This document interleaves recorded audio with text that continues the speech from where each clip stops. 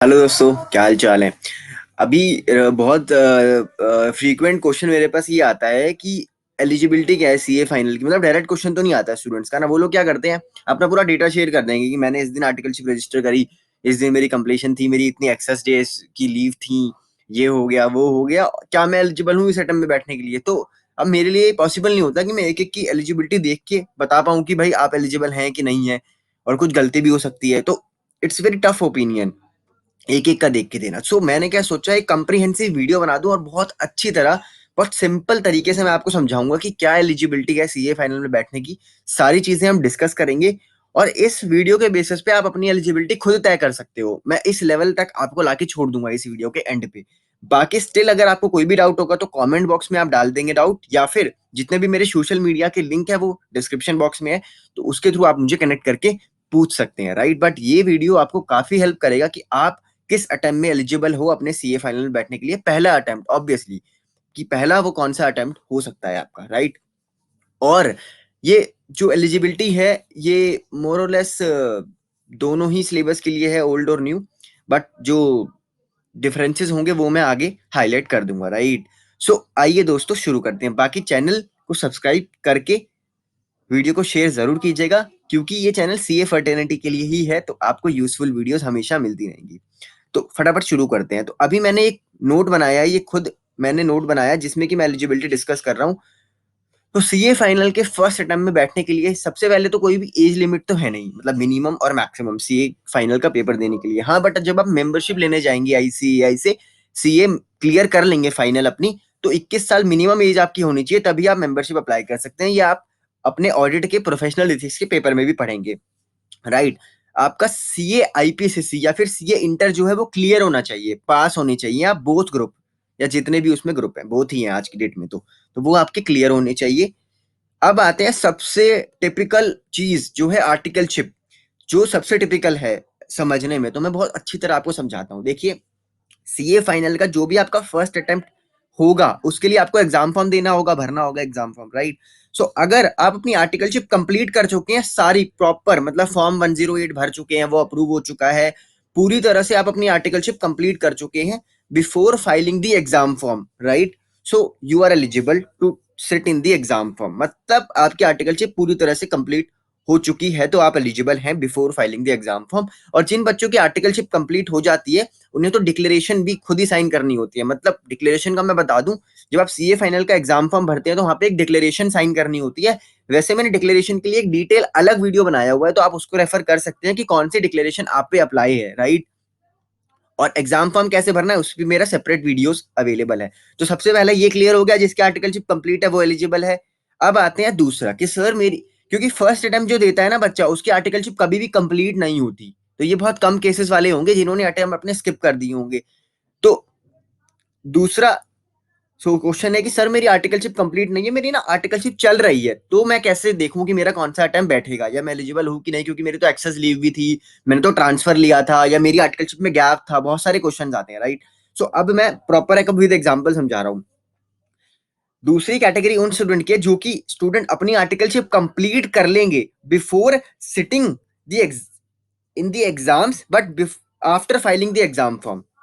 मतलब ये दूसरी कैटेगरी उन स्टूडेंट की हो गई कि जो जब जिस दिन एग्जाम है ना, या फिर जिस दिन नहीं देखते, जिस मंथ, जैसे मई में एग्जाम है, नवंबर में एग्जाम है, तो आप उससे पहले अपनी आर्टिकलशिप कंप्लीट कर लेंगे पूरी तरह से, इंक्लूडिंग दी एक्सेस लीव जितनी भी है, अगर आपकी है तो प्रॉपर कंप्लीट हो जाएगी आपकी आर्टिकलशिप। लेकिन आपकी आर्टिकलशिप एग्जाम फॉर्म भरते समय कंप्लीट नहीं है तो भी आप एलिजिबल है। अब मैं एग्जाम्पल की तरफ समझा रहा हूँ, ये सभी पे अप्लाई है।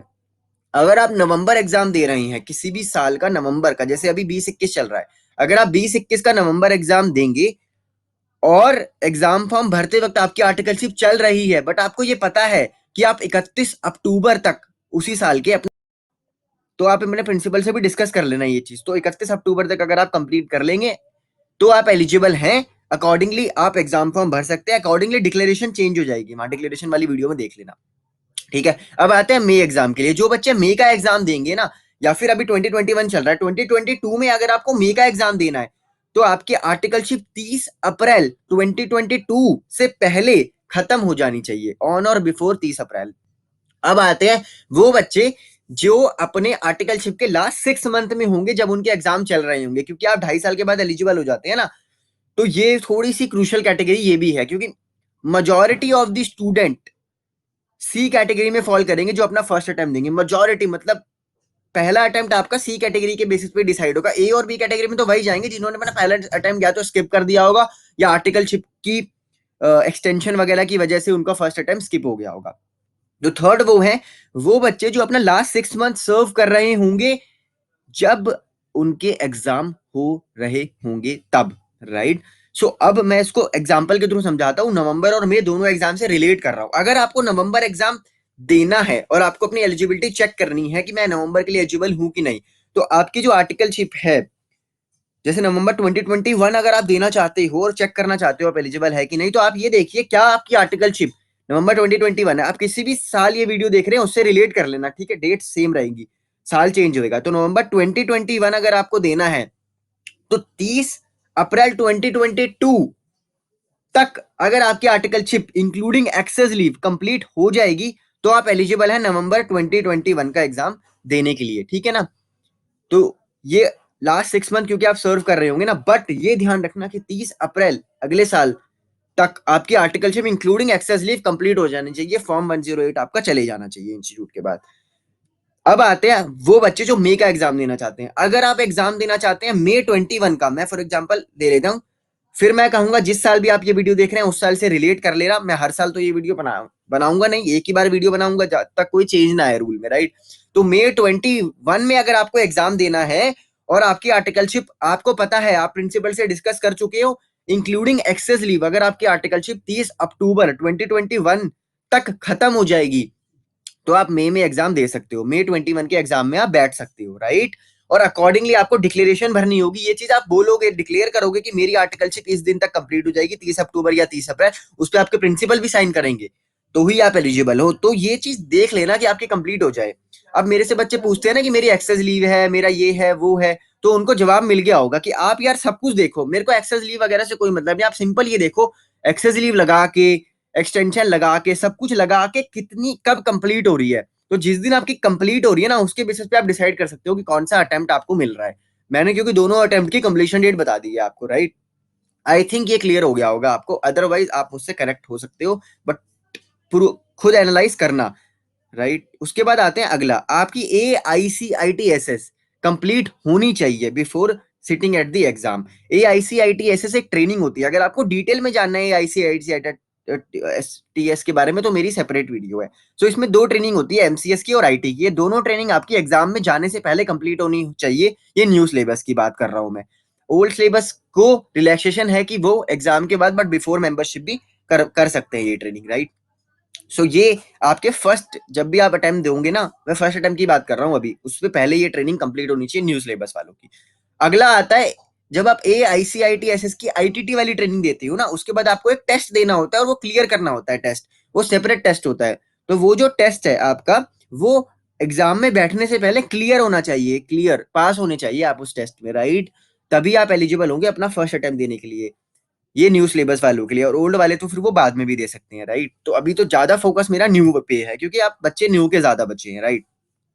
अब मेरे पास कई बार ये क्वेरी होती है दोस्तों, आपने ये टेस्ट का एग्जाम फॉर्म भरना ही भूल जाते हो, आपका टेस्ट हो जाता है, आपकी डेट्स निकल जाती है, तो बड़े ही एक्टिव रहिए दोस्तों। जब भी इसके एग्जाम डेट्स आए ये टेस्ट जरूर भर देना। अगर आप ये टेस्ट नहीं दे पाए तो आपकी एलिजिबिलिटी तक डिफर हो सकती है, और टेस्ट देना ही नहीं है, पास भी होना है। तो इसलिए इस जैसे ही आपकी ITT खत्म होना वैसे ही इसकी सेपरेट वेबसाइट है, इसका एग्जाम फॉर्म कैसे भरना है उस पर भी मेरी सेपरेट वीडियो अवेलेबल है। सो वो आप टेस्ट जरूर ध्यान रखिएगा, ठीक है। ये क्लियर होना चाहिए आपका एग्जाम में बैठने से पहले। अब अगला आता है, जब आप लगता है कि मैं पूरी तरह से एलिजिबल हूं ऊपर के सारे पॉइंट, तो आप जाएंगे आप एग्जाम फॉर्म भरने। जब आपके मेंस एग्जाम्स होते हैं मई या नवंबर, तो उससे 2-3 महीने पहले एग्जाम फॉर्म निकालता है ICI, ऑनलाइन एग्जाम फॉर्म भरने हैं। कैसे एग्जाम फॉर्म भरने हैं, सेपरेट वीडियो अवेलेबल है, पहले उसको देखिएगा तभी, क्योंकि अगर एग्जाम फॉर्म में आप गलती कर दोगे ना तो बहुत कम स्कोप बचता है उसको रेक्टिफाई करने का। फिल करना है, उसमें एक डिक्लेरेशन लगती है दोस्तों, हर स्टूडेंट को, CA फाइनल के हर स्टूडेंट को डिक्लेरेशन लगती ही लगती है। तो वो कौन सी डिक्लेरेशन आप पे अप्लाई होगी, वो ऊपर वाला जो आर्टिकलशिप के फैक्टर्स है ना उन पर डिटरमाइन करेगा। सेपरेट वीडियो ऑलरेडी मेरी है अवेलेबल, इसलिए कहता हूँ कि चैनल को सब्सक्राइब कर लेना क्योंकि सारी वीडियोज है। एग्जाम फॉर्म भरना है, एग्जाम फीस प्रॉपर पे करनी है। अगला आता है एग्जाम फॉर्म को आईसीआई को भेजना है कि नहीं भेजना है, ये डिपेंड करता है कि उस पर आपकी फोटो साइन आ रहे हैं कि नहीं आ रहे। तो कब भेजना है कब नहीं भेजना, उसके लिए भी मेरी सेपरेट वीडियो है, आप उस पर देख लेना, क्योंकि मैं इस वीडियो को ज्यादा लंबी नहीं करना चाहता। तो वो देख लेना, अगर आप रिक्वायर्ड हो एग्जाम फॉर्म भेजने के लिए तो भेज देना, नहीं तो आप मत भेजिएगा। उसके बाद जब आपका एग्जाम फॉर्म हो जाएगा तो आपका एडमिट कार्ड आता है एग्जाम पे 15-20 दिन पहले, एडमिट कार्ड डाउनलोड कर लेना। एडमिट कार्ड कैसे डाउनलोड करना है उस पर सेपरेट वीडियो है। दूसरा, अगर आपको लगता है एडमिट कार्ड पे कुछ डिटेल आपकी मिसिंग है, गलत है, तो उस केस में क्या किया जाए उस पर भी मेरी सेपरेट वीडियो है। तो एडमिट कार्ड डाउनलोड करके चेक कर लेना एडमिट कार्ड को, बस। Now you are ready material to give your CA final exams. CA final का एग्जाम दीजिए, उसको क्लियर कीजिए, अपनी आर्टिकलशिप पूरी कीजिए अगर बची है तो, और फिर मेंबरशिप के लिए अप्लाई कीजिए। That's it, right.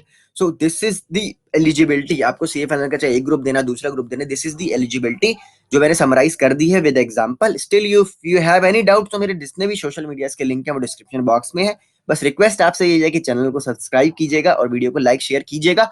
और आप बाकी आप कमेंट बॉक्स में कमेंट करके मुझसे डाउट पूछ सकते हैं। आप सभी को आपके एग्जाम के लिए ऑल दी बेस्ट दोस्तों। आप मुझसे कनेक्ट जरूर होइएगा मेरे सोशल मीडिया लिंक पे, इंक्लूडिंग लिंक्डइन, इंस्टाग्राम, फेसबुक। चलो बाय बाय।